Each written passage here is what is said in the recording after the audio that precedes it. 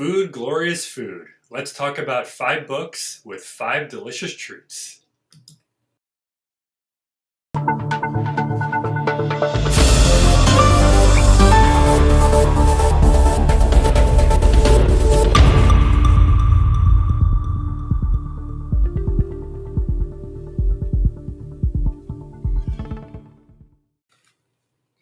Good morning, good evening, or good day, depending on where you are. My name is Rob. This is my mom, Karen, and we are your hosts for Books, Banter, and Beyond. And today, it is a delicious, delicious topic, I think. Why am I not surprised? You are the king of food.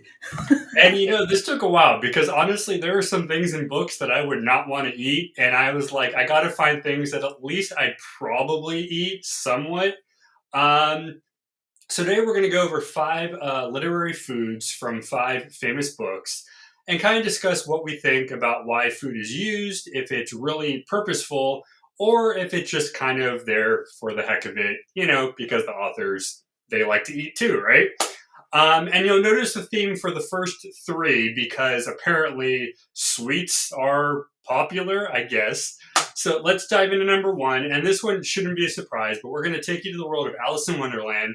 And apparently the favorite of the group there was the strawberry tart, which actually is a pretty tasty, right? Yep. If you haven't had one, they're basically little baked goods with the strawberries in it. I think sometimes you put it on top, right? And really, it's just a simple baked good that I think way back when Victorian England, where Lewis Carroll's from, this was a thing, right? And I think a reason why he used foods like this was because of tea time. And for those who are right. Okay. So anybody who's from the UK is familiar with the idea of basically taking a time throughout the day to sit, have your cup of tea or coffee, whatever it is. I think it's tea. I don't want to offend anybody. I believe it's just tea. I think it is tea. It is definitely tea. Right. Right. And with it, you would get various finger foods. So sometimes it's little sandwiches, sometimes it's cookies, and in this case, it's tarts and other baked goods. And of course, when you think about it, the first scene that comes to mind is the Mad Hatter. And when they're having the little, the tea party and they're all the sweets and stuff. It's funny, but it's not. And I think for me, because I study classical works, food mimicked the time frame. And I know we talked about Tolkien a while ago and how all of his feasts mirrored what you would actually be eating in the real world over there. So what do you think? I mean, I think this is probably one of the easiest ones to obviously think about, right? Because when you go, what book has food? I jumped to Alice in Wonderland as one of my top 3. I mean, I think it, right? Is that right?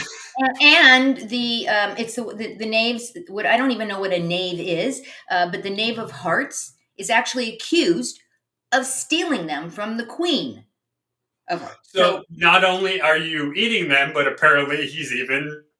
Yeah, right. They must. All I can say is they must be really tasty. They must be really tasty.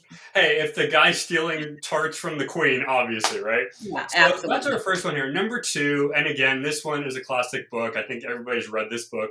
James and the Giant Peach. Well, you can't say peach without, in this case, peach cobbler. Yeah. Now, what's kind of funny, and if you've read the book or seen any of the media of it, they actually eat the peach while they're swimming in it. So literally their boat is like a food source as they're going through, right? Right. And again, I'm not sure because I was trying to look up and see if cobbler was any significance. And I think it was the same idea as the strawberry tart. I think generally the idea of a cobbler, kind of the pie form, basically it's fruit in a case. Right, with normally a covering like a crumble on top. Or crumble, the pastry shell, right? And I think generally speaking, it's, I think, more obvious than it should be because obviously the word peach is in the name, right? Right. And they travel in a peach. I mean, right. So do you think that was it him kind of being like ironic, or do you think he just thought, let's just make it even more fruitful? Yeah, even more fruitful. But I think it's very in your face. It's like it's so obvious that him not doing it would have felt weird. Actually, right? If he didn't have a peach food, it's called James And the giant peach, for God's sake, right? In And that, then just a side note here, he's also the one who wrote Willy Wonka and the Chocolate Factory. And right? if you remember in that one, there was a whole slew of candy, right? Right. River of chocolate, right? Right. So I think maybe for him, and I will just say opinion wise for him, maybe that was his thing. Maybe sweets were an influence on his work. Hmm. Again, he was a kids writer, so all of his books were kid friendly ish. Um, Right. and all of his books had some sort of baked good or some sort of sweet in it, right? So Right. maybe for Roald Dahl, it was just, hey, every book I write, let's have some sort of connected sweet food Right. right to go with it. Now, the Right. last of our sweets on this list here is Pippi Longstocking. And I actually kind of forgot about this because I remember watching, TV shows. I Right. remember whatever. But yeah, so if you don't remember, she was that rambunctious kid. I think she had a monkey and she kind of went on these weird adventures and stuff. But did you guys know her favorite food in the books was apple cinnamon pancakes, which actually sounds delicious It does. because, apples are great. Cinnamon is always Yeah. popular. And apparently that was like her brunch. Like she loved to have her apple cinnamon pancakes. I don't. So I think did you read them before? I don't. Do you? So long ago, even longer than you, Rob, because So for me, my guess again, because again, I wasn't able to go read through all this stuff again as soon as I wanted to, but I think just being another kids book, I believe these authors are probably trying to influence what maybe you would do as a 10 or 12-year-old, right. right? And as a woman, so this is a girl story, right? Pippi Right. Longstocking, it's a girl story. So literally, it talks about that she can do so many different things all at the same time, right? And we talk about we multitask, us women more than men, I think. She can lift her horse with one hand. She can tell a swashbuckling story, an adventure on the high seas, and another. And she can serve a mean brunch that includes those delicious apple cinnamon pancakes. So it's almost like what can she do? That's what I think when I look at this is It, right. it What is else? kind of more, it's less of her eating and more of like, this is just one of the extra things on my resume that I can do that maybe you can't. So I'm Right. just going to write it down because I can make a damn good pancake. Apple cinnamon pancake. And I've never had an apple. Normally, when we have pancakes, we put syrup on it or maybe some strawberries, right? And some whipped cream. It was interesting because I know if you look at places today, like an IHOP, for instance, they do, and again, it has a lot of times they kind of go with these TV shows and they kind of make these themed menus, Right. right? And if you look at what they have now, this is actually not that far off because a lot Right. of these places will have a lot of fruit topped or fruit filled. So they'll Right. use blueberries, they'll use strawberries, Right. right? So apples aren't too off of it anymore. I mean, way back when, it may have just been as simple you put some butter, you put some syrup, and you're done. But I think as time has gone on, people's palates, move, Right. Right. they grow. You have a lot of chefs on TV that like to play with weird ingredients, and you're just like, that sounds gross. And then you eat it, and you Right. go, I that's really good. definitely. I'm thinking we need to try these. We need to make some pancakes and put some chunks of apple in the pancake batter, right? And a little bit of cinnamon. It sounds delicious. I think that's going to be breakfast over I the am down for that. We will have some apple pancakes with cinnamon on top. delish, All delish. right, so if you guys are a little too much on a sugar high, let's end off with a couple more savory Right. dishes. And you might be a little surprised, you might not be, but let's go in our number 4. The Great Gatsby apparently was big on fried chicken, specifically Southern style. Now, if you guys read the book, it's a very posh, very elegant. Gatsby is one of those guys that has all the Decadent. money in the world. Right. He can do whatever, and yet one of the favorite dishes in the book is simple fried chicken. And it took me a minute to kind of decide why. And again, he pairs it with champagne, which is Okay. hilarious. But I thought to myself, okay, so what was kind of the time frame there? And the big thing was the South. There was obviously the difference between the South and the North. Hmm. Northerners usually had more money, Southerners not so much. So to me, I took it as maybe kind of a throwback to the simpler time of living where you sit down, you have a good old fashioned, breaded, buttered, fried chicken, and that's it, right? With That's a kind of glass what I took for it. with a glass of champagne because then it elevates it to the Great Gatsby beautiful world, right? There you go. So I don't know. So what do you think? I mean, because it was a very weird. And for those who've read the book, Yeah. you're thinking, this guy could buy filet mignon. This guy could have lobster. This guy could eat salmon. And one of the biggest things in here is that. And I was just It's comfort. It's comfort food. I think about fried chicken, mac and cheese. They're all comfort food. right. It brings us back to our childhood. It brings us back to maybe, I never made fried chicken, but I know that Dad's mom did. And right before Okay. you were born, she literally made like a ton of fried chicken because it makes you feel comforted. And so maybe that's what this is about. I don't know. And I mean, there's much about the book. Again, we never want to spoil it for you guys, but there's much about the book where you realize soon that these characters do need to kind of pull back a bit because they do get a Mhm. little bit crazy in this story. So maybe this example, this illusion here, is for that purpose. The writer is saying, "Hey, Fitzgerald." I was trying to think of who it was. F. Scott Fitzgerald, Right. who's probably saying, "Hey, let's pull it back a minute. You're extravagant. You're having these parties. You're sleeping until noon.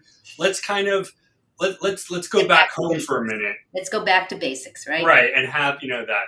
Now, last one on the list here is also a classic, The Secret Garden. I think Mhm. everybody can agree. And their favorite side dish, and I'll see what you think about this, is crispy potatoes, which kind of goes with fried chicken, right? Um, It makes so sense, Rob.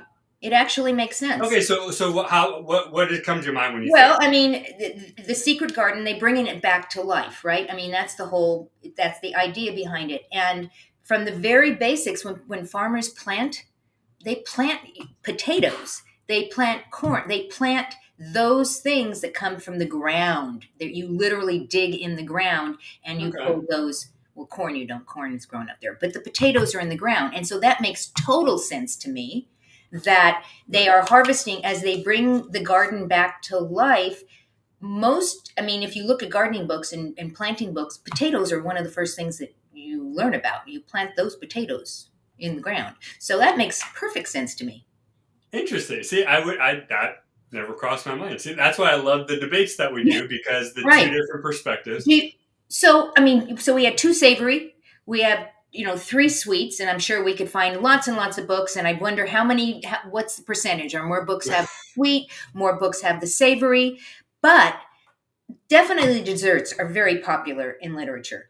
Yeah. Very, very popular. Do you think it's just because the world loves sweets, or maybe it's the author's preference? What do you think? I think considering when a lot of these things were made, I'm going to probably go with the preference because I don't think at that point was there really like the polls where you go, hey, how many people like to eat brownies, So I'm going to say probably way back when it was probably more to do with what the author probably maybe ate on their own in their personal life. If it was a book written today, it might be the opposite because authors might take stock of making saying, "Hey, how many of you would want to read a book where the people are stuffing their face with chocolate chip cookies?" But I think definitely I'm going to say the preference because I don't see how authors this will sound weird. I don't see how they would care too much about what we were eating over what they want to write about. If you know what I mean. So I think it's kind of like I'm going to write what I know, and if you like it, you like it. If you Right. don't, eh.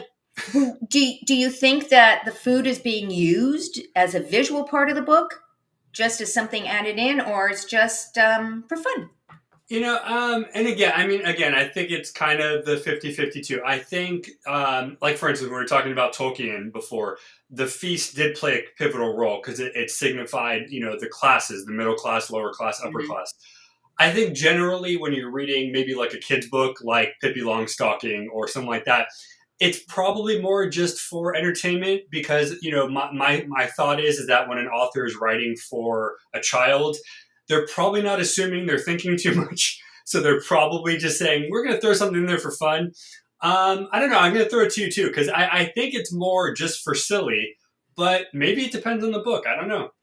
Well, in these cases, in the cases of the five books, I think they actually fit in. I think in this case, it fits in. They have a tea party. They have, at Alice in Wonderland. So you need food at a tea party, right? That's Right. you need it. The giant peach, that's a natural. it's a natural. He's in a peach, for God's sake. Yeah. Pippi Longstocking, I don't know. But I think all of these, at least the ones, the first three that you did, I mean, it's about, it does make sense. In terms of the Great Gatsby, we can get very philosophical about it in the fried chicken, and I think you make a Right. point. Getting back down to basics, and maybe that's what it was. We can't get into Scott Fitzgerald's head, but maybe Right. that's where he was going. And the Secret Garden, that just makes total sense to me. Total sense. Hey, Rob, we need to let people know how they can pick up some books. This is all about the Next Chapter Bookstore.shop. So go check it out. But take your phone out right now. And if you're looking for a paperback, a hardbound, and again, remember that these are gently used books. So you're going to get great prices on it. So check those out. If you're a comic book fiend, go and scan the middle one. And then finally, wonderful merchandise on the end. Go ahead and scan that as well. I always love talking with you, Rob. So much I fun. have a blast. It's always fun. Food is great. I'll eat more food for you guys, so don't worry about that. We'll have more of those. But yeah, it was just a fun topic, and I think we will definitely run back again. And who knows what other fun we will have coming soon. Absolutely. We'll see you next time, everyone. Bye.